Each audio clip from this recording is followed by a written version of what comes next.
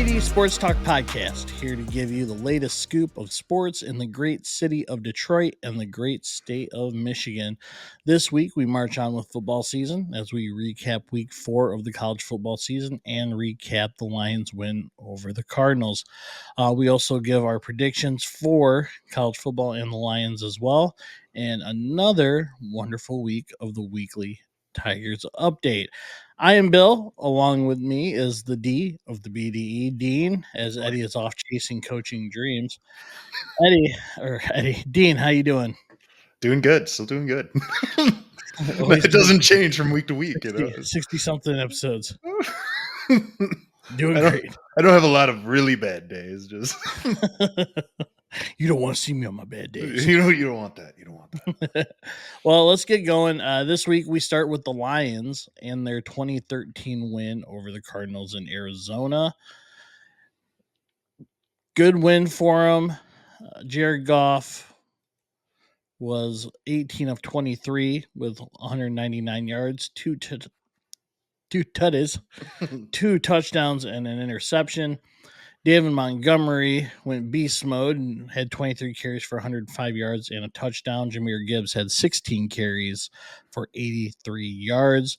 Amon-Ra had another good game with 7 receptions for 75 yards and a touchdown. And Sam Laporta was the second leading receiver with 36 yards on 2 catches.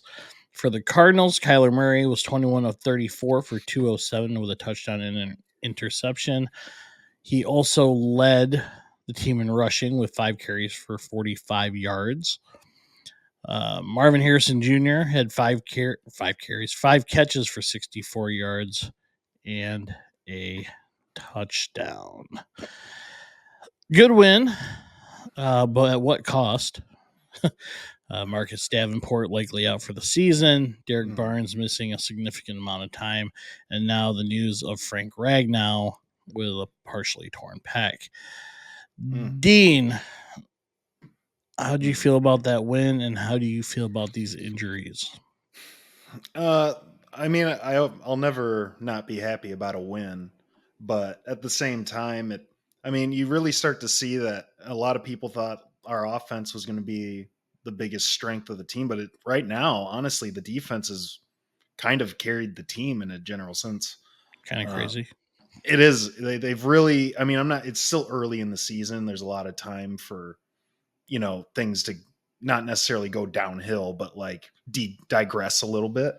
But I mean, overall, they've been the strength. They've kept us in the games. They've made the stops when they've needed to, and you could see in the second half, they kind of locked up Kyler Murray running a little bit too, keeping more of that outside contain, which was huge. I mean, that's the biggest thing. I mean, he's not Lamar Jackson by any means, but we saw Baker juke Rodrigo out of his shoes, and we didn't necessarily see that, so that was good. Once again, the offense. I mean, they did what they had to do. Goff played better. But at the same time, I just feel like something's not fully clicking. I mean, if it wasn't for that hook and ladder, which was sweet. Yeah. Okay. I mean, would they have scored on that drive? Would they have scored a touchdown? I don't know. You know what I mean? Like, they weren't necessarily stalling out, but I mean, for most of the day, they were struggling getting the ball moving. But happy they won, obviously. But then you same thing though. I just had a thought of the Lions, but I'll move on to the injuries though. I was actually watching a video today, right before this, about how this guy, it's the Detroit Lions Syndicate. Have you ever seen his little clips on YouTube or whatever? I think so. He was talking about how it almost kind of looks like they were intentional injuries caused to them. And in fairness, the Davenport one, the more you look at it, the more it looks like the dude intentionally broke his arm. It really does. Like, he slow-moed it, and he hit the side of his elbow and had his hand right here, and he hit and just snapped his arm. And it was like, oh, the bad. And then the Derek Barnes one, he also thought that was on purpose too, but it was a low block, you know? So it's like, yeah, he's supposed to go hip high or whatever, but the what pissed me off about that though was that after essentially snapped Derek Barnes' leg or tendon or whatever the case it may have been, he just got up and walked away like nothing happened. Like, you remember like when well, you probably saw it maybe, but when Lawrence Taylor landed on Theismann's leg or whatever, Yeah. and he got up and he was like, oh, like somebody come Yeah. out here. Yeah. There was not, he just got up like nothing happened. It's like, dude, you just snapped his leg. Like, you have to know that. Like, Right. it was, and he just got up and walked away. Like, it was, and that pissed me off, and it made me feel like it was more purposeful. But then I was thinking, if they were purposely injuring guys, why are they injuring Marcus Davenport and Derek Barnes? Right. Yeah. I mean, Hutch is the real problem for them. So why wouldn't they try to Right. snap his leg? But I mean, it can be devastating. We'll see if Anzalone comes back. I don't know how necessarily, we're not really dropping off in talent at linebacker, I don't think. It's really that other end spot, I mean, I don't know. There's not a ton of depth there. I mean, Davenport was looking pretty good throughout this, I mean, maybe he'll club up his arm and go out there and play anyway. But I mean, they're going to have to make a move somewhere down the line if somebody doesn't step up or if James Houston comes back. I mean, it's just going to be one of those things that I'm not going to say it's not something that's going to completely hinder the defense, because they weren't making that big of strides to a point where they're like X factors, but I mean, depth is a little bit short on the defense. So we'll just have to see what they do moving forward, Yeah. And to your point, there wasn't a lot of pressure coming from the rest of the front four besides Hutch anyway. Yeah, for the most part, so maybe they can get someone in there that might be able to help him out. A happy accident, who knows? But could be. Who's impressed me? Hmm. It's Kirby Joseph. Yeah, he's been good. He's looked like one of the better safeties in the league right now, currently. Yeah. And I thought that would be Brian Branch, which he moved to safety. But honestly, if I'm going to be honest, I think Brian Branch is a better nickelback than he is a safety. I kind of was thinking that too. I mean, he's good at. Don't get me wrong. I'm not saying he's a bad safety, but he's still probably he's our best option at the strong. But I really do think he's a better slot corner than he is a safety. He makes more plays, I think, because he's closer to the line. You know what I mean? So when it comes to those big hits and run plays and screens and stuff, he's there because he's got an eye for the ball. I think he's too far away. You know what I mean? Yeah. No, he's Kirby Joseph has been one who I've been really impressed by. Obviously, Hutch being the other one. Rodriguez played actually pretty well too, considering. Yeah, definitely. He's a great depth piece to have on the team for sure. Well, he might be starting. Well, he's definitely going to be starting now. But him and Jack Campbell and Anzalone will definitely rotate a bunch. I mean, I know it looks like they run a lot of 2 linebacker sets. So, I mean, we'll see what they do moving forward. Yeah, I don't know really what to think about the offense right now. I mean, Eddie brought it up last week, and it kind of showed Sunday too, was the offensive line and how it's not terrible. You know what I mean? But it's not what you would think it'd be, I guess. What I've noticed about the O-line is Graham hasn't been playing as well as he did last year. Right. And I think it kind of goes to show like how good Jonah Jackson was for us. You know what I mean? Where Graham was the weakest point in the line and you didn't even really notice it, But now that he's gone and Zeitler's more of a pass guy, as far as I think, I'm not, I didn't watch a lot of Ravens games or watch their O-line a ton, but I think he's more of a pass protector anyway. And it kind of shows a little bit. He's a good guard, he's a really good guard, but he's not I don't think he necessarily fits the chemistry of the team. You know what I mean? Not necessarily. I think he probably fits in fine. Like I said, he's a good guard, but there's something about it. Like you know how in Madden, like you have like agility, power, and pass protector. You know what I mean? If you don't have the Yeah. right scheme fit, like he's not the right scheme fit. That's what I was looking. That's the right. You know what I mean? Like good guard, Right. but he's just not the guy that At fits. left guard. Because he's all right at right guard. Who's Zeitler? Or No, Graham? Graham. Yeah. Yeah. But no. you were talking about Zeitler. Yes, I was talking about Zeitler. He's the non-scheme fit. Yeah, yeah. Graham fits. He's just he'd be like a. I mean, I guess Madden kind of has it on point. Like he's kind of like a high 70 overall kind of guy. You know what I mean? Where Yeah. you know, Yeah. where if he's on the right side and covered by Ragnow and Sewell, I mean, given on the other side is Ragnow and Decker, but that's supposed to be your strong side. So I don't know. I think they'll get it together. I mean, I don't think it's going to be anything crazy. I just think right now they're still kind of knocking the rust off. And I heard a point that like right now, last year they were kind of the underdog. You know what I mean? Like throughout the entire year, whereas now you're getting everybody's best shot. I mean, you were picked to win the Super Bowl by freaking Sports Center magazine or whatever, ESPN magazine, and it's like and people are gonna gun for you're gonna get everybody's best shot no matter who it is. So, and I think that plays a big role in why the offense hasn't been rolling as much as they were last year. No, I agree. I agree. And I think to both points, really, you get everyone's best shot, and they just don't look as crisp as they were mid-season. Well, I mean, exactly mid-season last year too.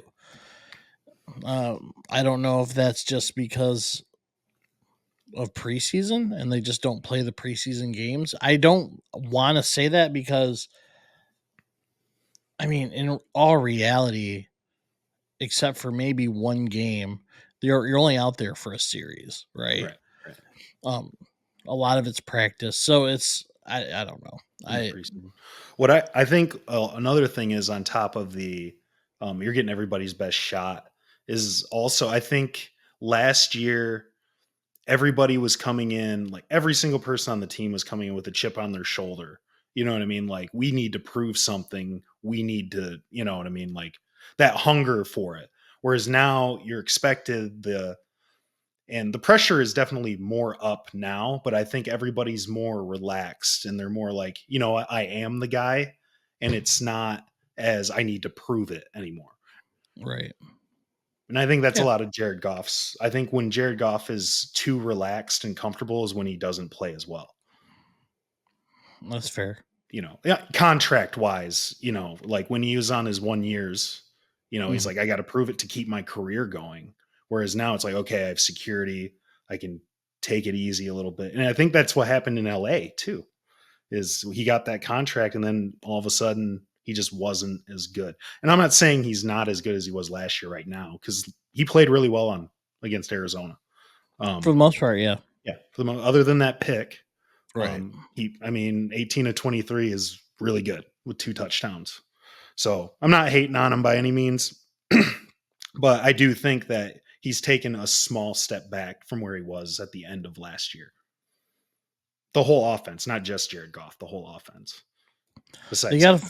They gotta find a way to start getting JMO more involved too. And Laporta. Yeah. Even though I did hear he was hurt, and that's why he hasn't really been getting those targets. But it is what it is. Yeah. So that moves us to Monday night, where they play Seattle. And right before the bye, they have an early bye again. Who was your X factor for Monday night? It's got to be the whole team, Bill. All 53. All of them, the backups, everybody, especially Hendon Hooker. I think he's going to be the real X factor on Monday. No, I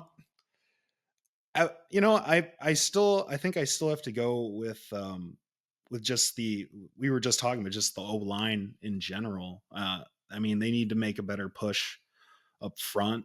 I think Goff isn't as comfortable in the pocket as he was last year. I don't know if that's, I don't know if that's true or not. You know what I mean? This is just from an eyeball test, but I think the O line needs to just give him a little bit more time, make him more comfortable so he doesn't try to force the ball so much. And I'm not saying they're not, I mean, he's in the NFL. He should be getting rid of the ball as quick as possible. But, I mean, they know what they have and they know they need to give him as much time as they possibly can. So they can just hold up front. I mean, that's where it all starts, right? You win with the big guys up front first. So Score? I think it's going to be close. We tend to, have some difficulties with Seattle. Is it in Seattle? No, it's at home because they're It's in gonna. Detroit. All signs point to them debuting their black uniforms. Oh, I like that. Oh man, they might be pretty hyped up for that then, Yeah. with the new unis.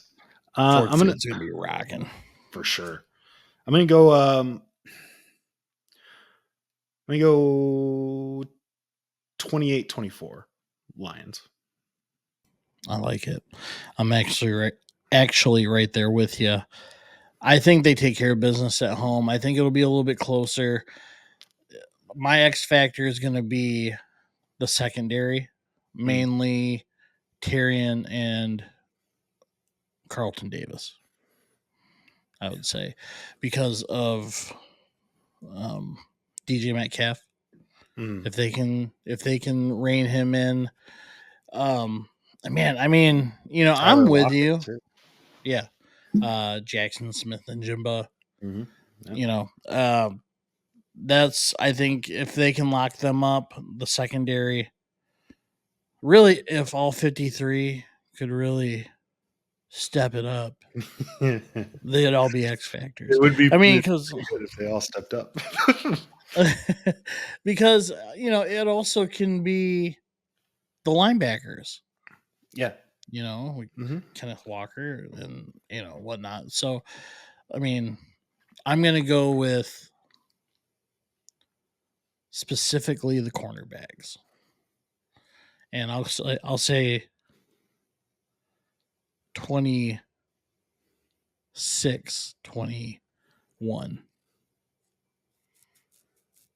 26-17, because Bates might miss an extra point. Years they might miss 2 extra points. I was like, damn it, Bates. Those are the kind of kicks that get you cut from a team, though, and miss an extra points. That's easy points. I could have lost us the game possibly if if it came down to it. So it didn't, luckily. So all right. Well, we will see on Monday night. Let's move on to week 4 of the college football season. Had a few wins in the state of Michigan, one tight loss. First, the Eagles of Eastern Michigan University defeated St. Francis, Pennsylvania at a shutout, 36-0. There was a 99-yard fumble return. There was also a punt return. Right? And yeah, so good outing for them. Yeah, a team they should beat. It's nice to see them that they shut them out.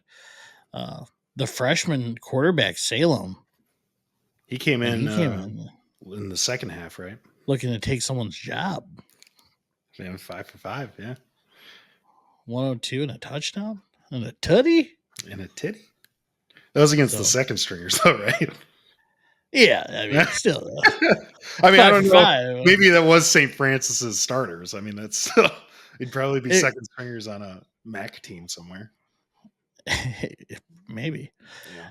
So good game for the Eagles. That moves them to 3-1 on the year. CMU won a thriller against Ball State and Mount Pleasant. I watched the highlights of that because it's hard to watch any MAC game unless it's MACtion. Mhm. What a game. What a game. Good for them. 37-34. Bert Emanuel running some option. It looked good in the highlights.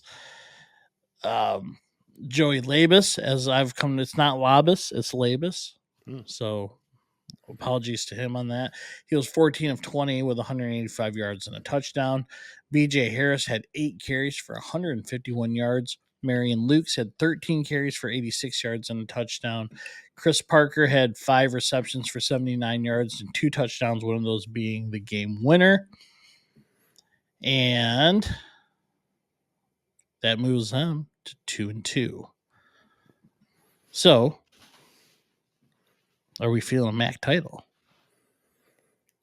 Probably not. Probably not. Um, Probably not. I do think that they might be, they'll make a fight for it. You know what I mean? I don't think they're going to be a super bad team this year. I think once they really start getting into more MAC conference play, obviously that'll determine what'll happen. But I mean, they're better than what I even thought when we were making season predictions at the beginning of the year. Surprised. Same with Eastern too.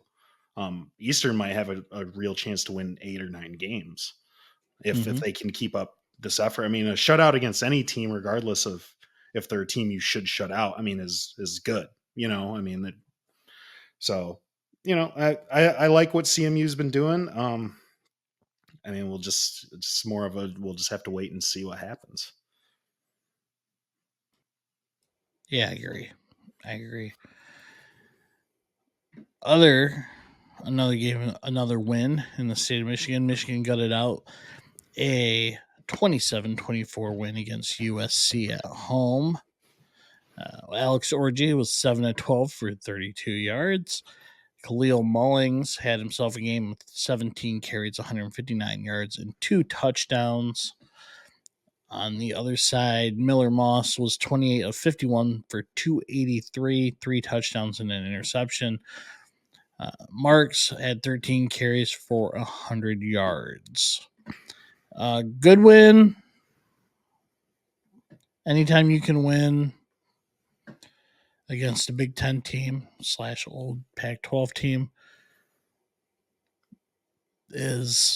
I'll take it. It didn't look great at times. Team too, Yep, top 15 team. Mm-hmm. Didn't look great at times. It has now become very obvious they don't have anyone that can throw the ball. A little. 12 for 32 yards kind of paints that picture, doesn't it? I mean, they can say that's the game plan, but I mean, even his throws weren't great. Not giving up on him. I mean, at this point, what do you do? Eddie and I brought up Jaden Davis and putting him in, but I've read that his parents wanted him to redshirt. And so he's redshirted, which, I mean, he could still play 3 games, but, whatever.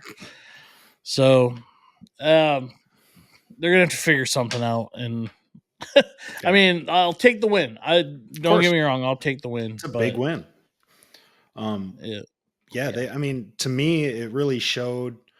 I mean, like you said, I mean, it's clear that they don't have anybody that can legitimately throw the ball, but it almost in a way, I mean, they're kind of going back to real, old school Michigan football. You know what I'm saying? They're grounded. I mean, that should be their game anyway. Clearly, just if you look at the stat sheet, they need to start implementing more options for Orji. Stuff to get him on the move because he's fast. The dude can run. And he's big. So you get him on the move. I mean, even if you're running the ball 40, 45 times a game, if you're winning it doesn't matter how many times you threw the ball. You know what I mean? It's that score at the end. Yeah. They had 290 yards rushing. Yeah. That's what I'm saying. Just run it. I mean, that's clearly the strength of your O-line. Your O-line is much better at run blocking than pass blocking. Your quarterback can really only run right now, you know what I mean, development wise and stuff like that. We'll see what happens by the end of the season, but run the ball.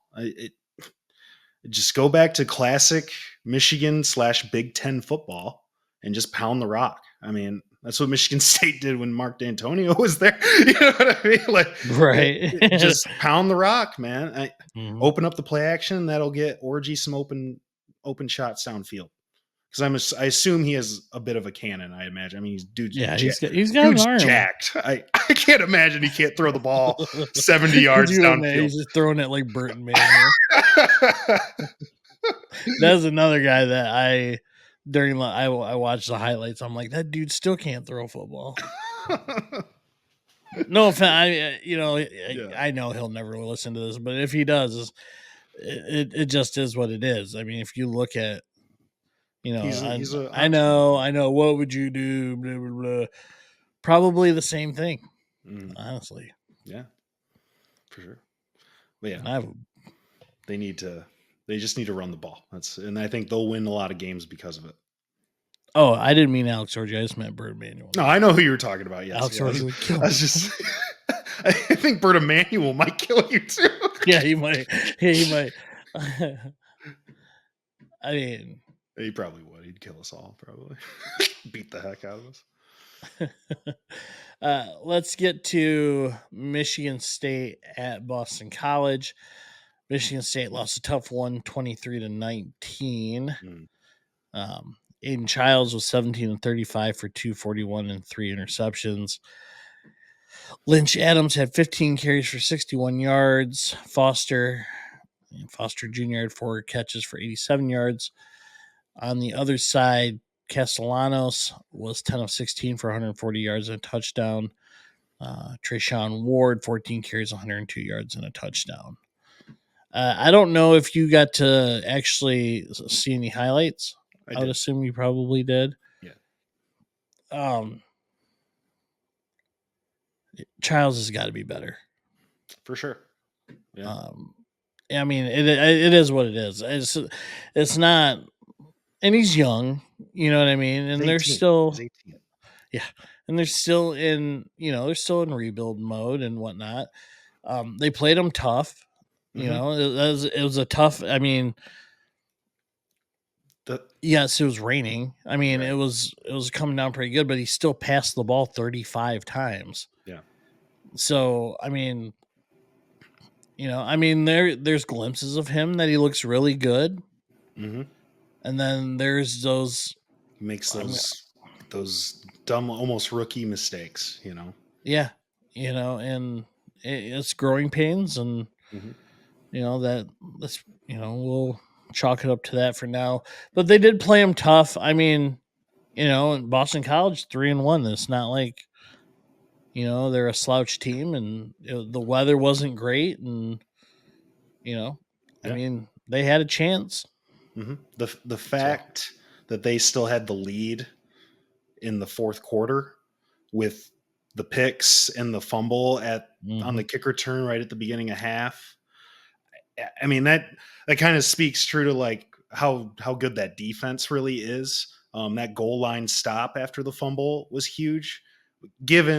Even with the goal line stop, I feel like a lot of the momentum that the offense had was gone after that. So I thought the defense looked good. My takeaway with Childs is more of he made those 3 picks. They were all not all of them were bad, but at least 2 of them were pretty bad.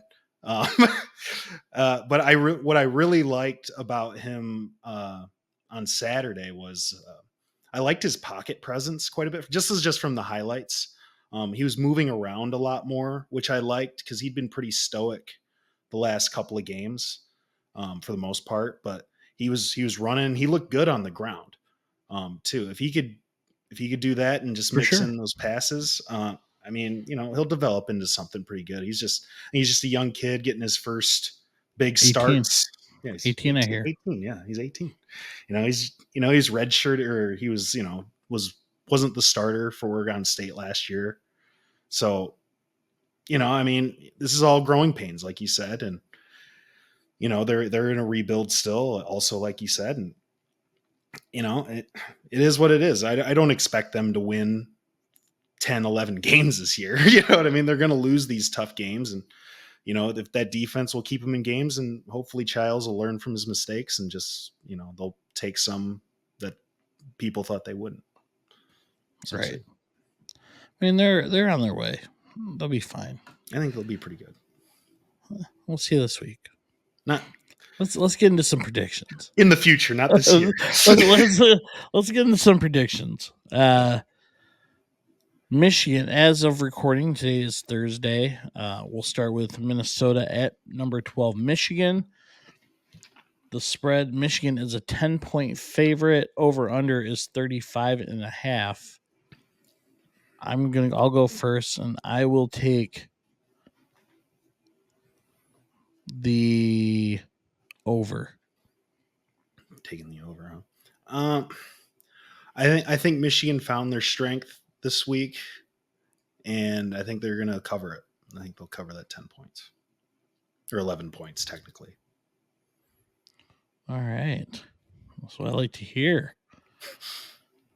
Oh, I'm trying to pull up odds here.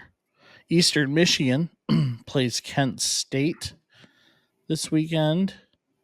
Eastern is a 14-point favorite. Over under is 45.5. Kent State has not been great this year. I'm going to take Kent State on the points to cover. Yeah, I think Eastern wins. But I think it's going to be a little bit closer than 14. Eastern's at home? No. It's at Kent State? Yeah, they're at Kent State. Yeah, okay. Yeah, I agree with you. I think Kent State will cover it. I think Eastern's good enough to win. I don't know if they'll beat them by 2 touchdowns, though. Western Michigan at Marshall. Marshall is a 4-point favorite at home. Over under is 54.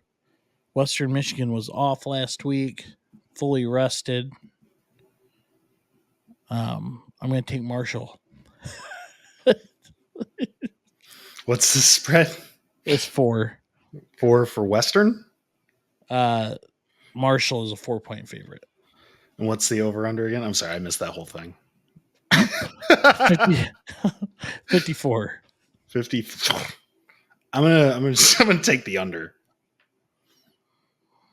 That's fair. Yeah. Here we are with San Diego State is coming to Mount Pleasant to take on the Chippewas. Central is a 2.5-point favorite. Over under is 53. I think San Diego State's 1-2. I'm gonna take the under on this one. It's a good call. I'm gonna take CMU to cover. You think they pull it out, huh? Pull out the 3 points? Yeah, I think they will. I think last time we thought that they went into Florida International. Whoop! I don't know if San Diego State is Florida International. I mean, Florida International is a prestigious school, Bill. Only of the prestigious. Yeah. Some would compare it to the 1980s Miami Hurricanes, but whatever.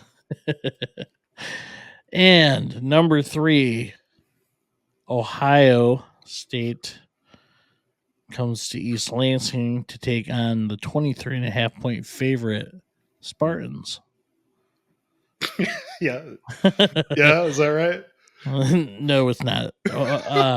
Michigan State's a 23.5-point underdog. Over under 48. I'm going to take MSU to cover it. Yes. Yeah, I agree. I mean, I think they'll cover it. I don't think they'll win, though, unfortunately. Yeah, I think they'll cover. I think the defense is good enough. Yeah, I agree, and they'll play good at home. They're playing a top 5 team. We'll see what happens. So they really show you where they're at. That's for sure. Yeah, no kidding. So the upper echelon. Yep, sure is. Weekly Tigers update time.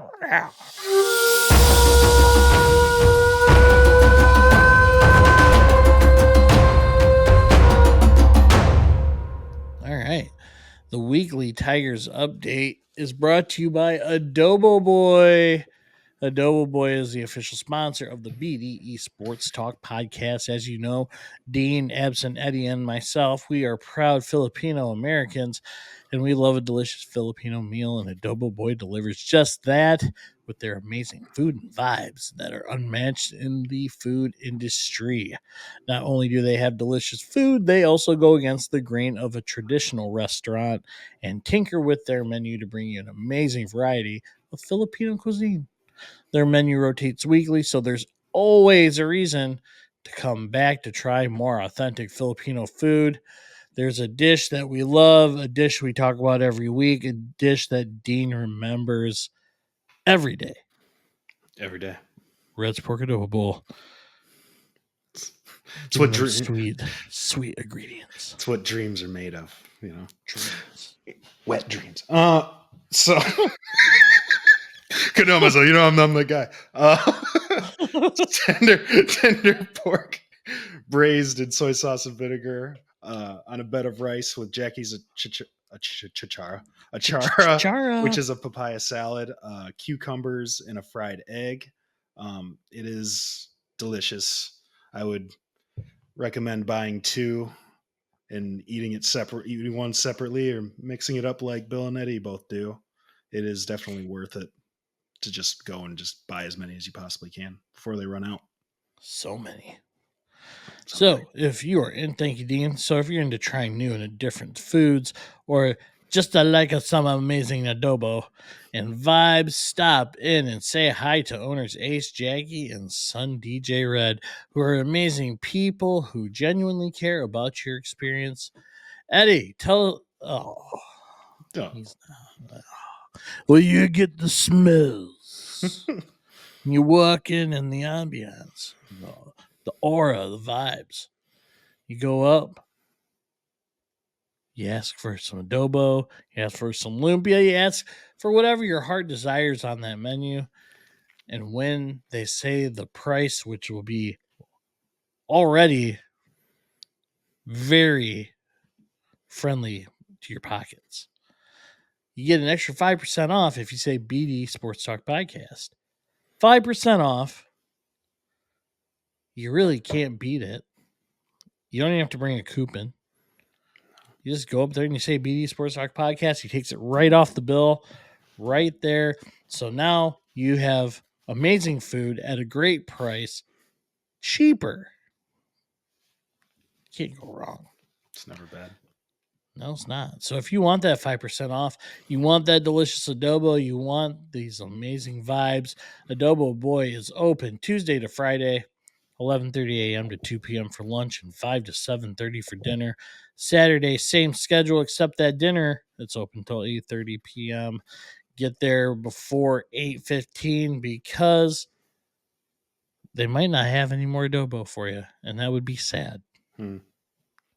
Because Dean probably bought 4. He warned you. Just give me the hotel pan. Fill it up.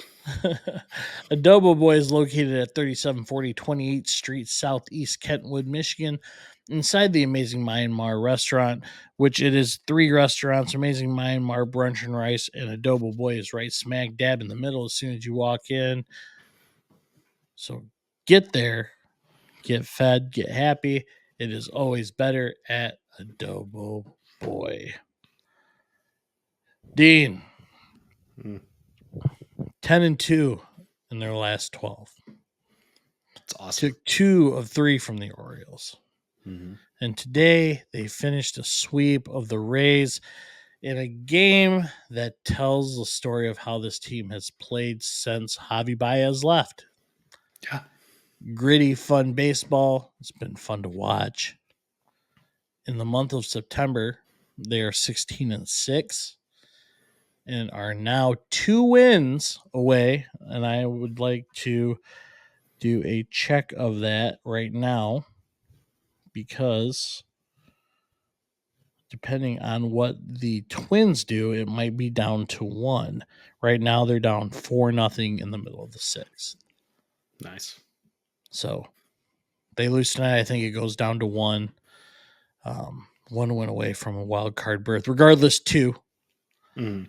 Depending how things go, maybe even the second wild card, which as of right now, the Royals won today.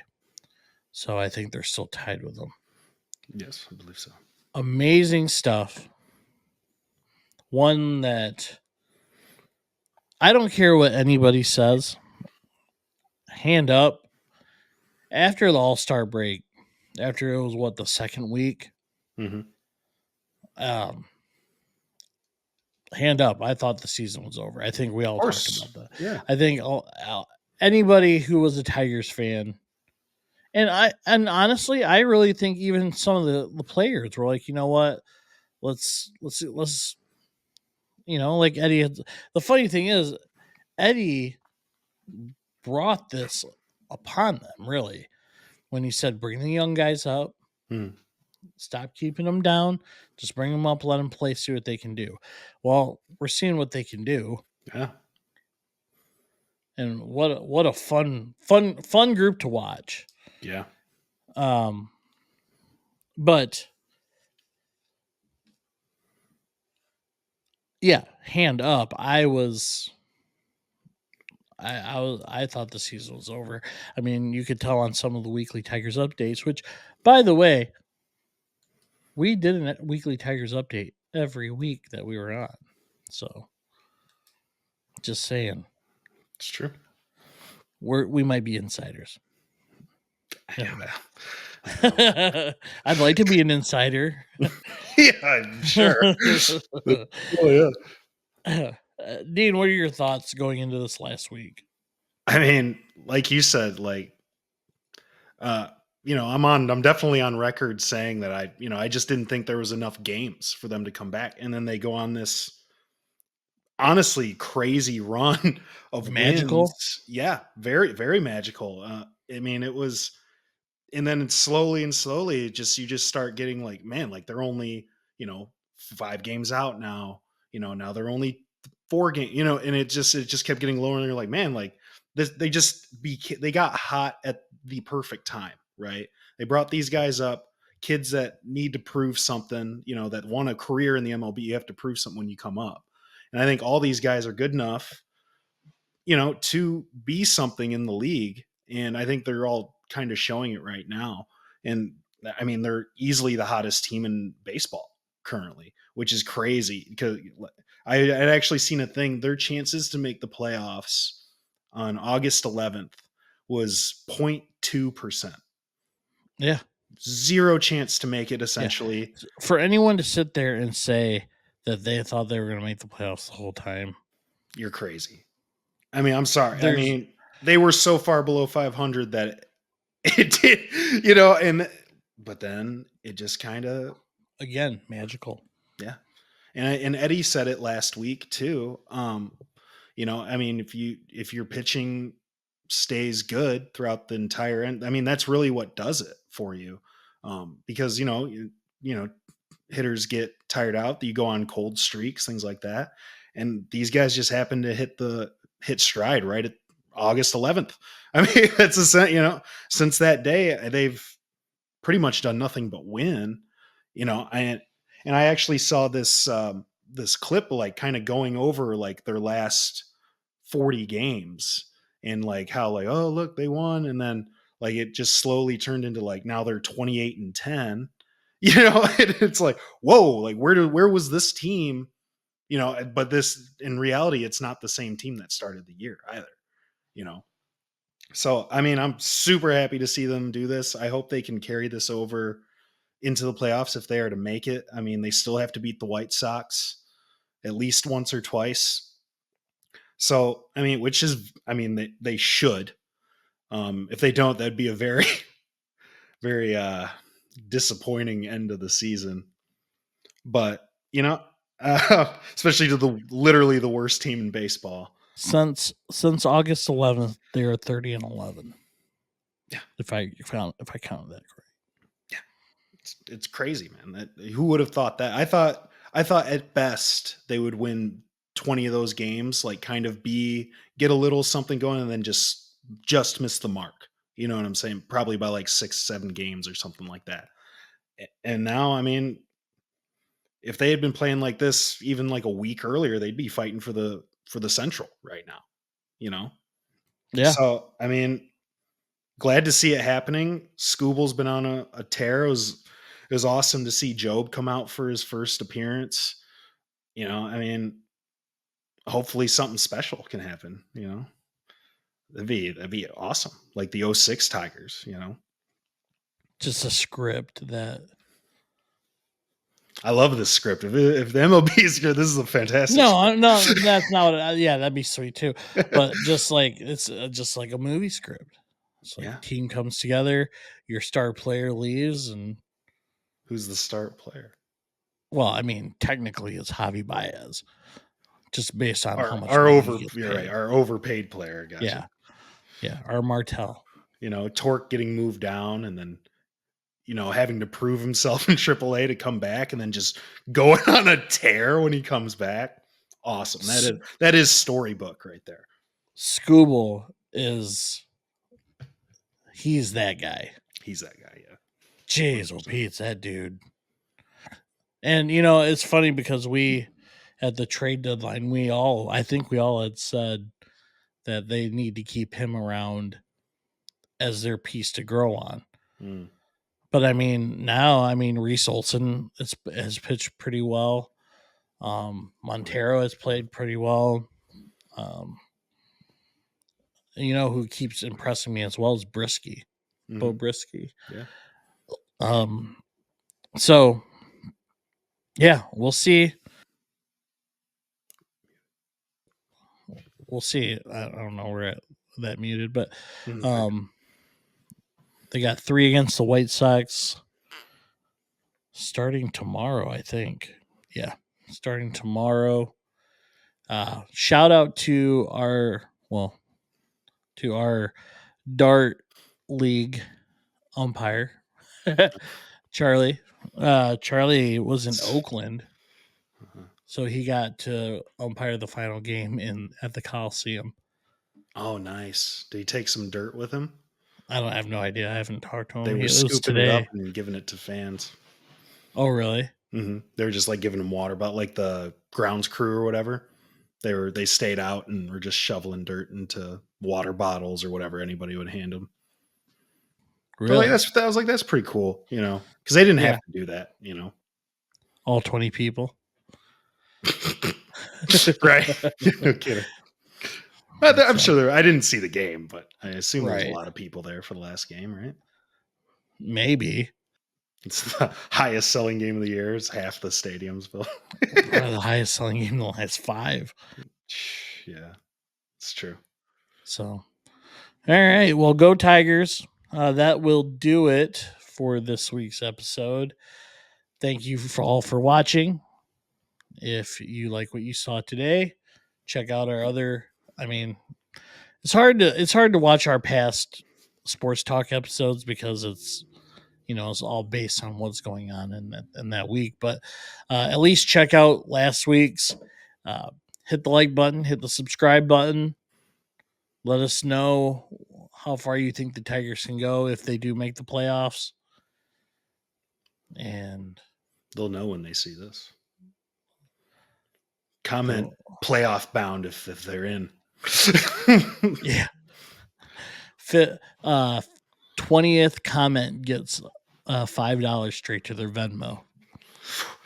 Just comment. I comment 20 times. Nope. Yes. One comment. That's the rules of the sweepstakes. One comment. I make 20 different profiles. Actually, if it gets up to 20 comments, it can be anything, but you only get one comment. If it gets up to 20 comments, I will take all 20 of those comments, put the usernames into a hat, and that person wins $20. Sure. Hell yeah. 20 comments. Dean. Only one comment. You get one Dan? entry. Deanne? It's like The sleeper? You're It's not all even hiding it. I didn't even change the picture on all 20. It's just this. It's just Same one. Funny, I won $20 over the weekend. Anyways, all right. So everyone have a good week. We will see you next week on the BDE Sports Talk podcast. Sports Talk.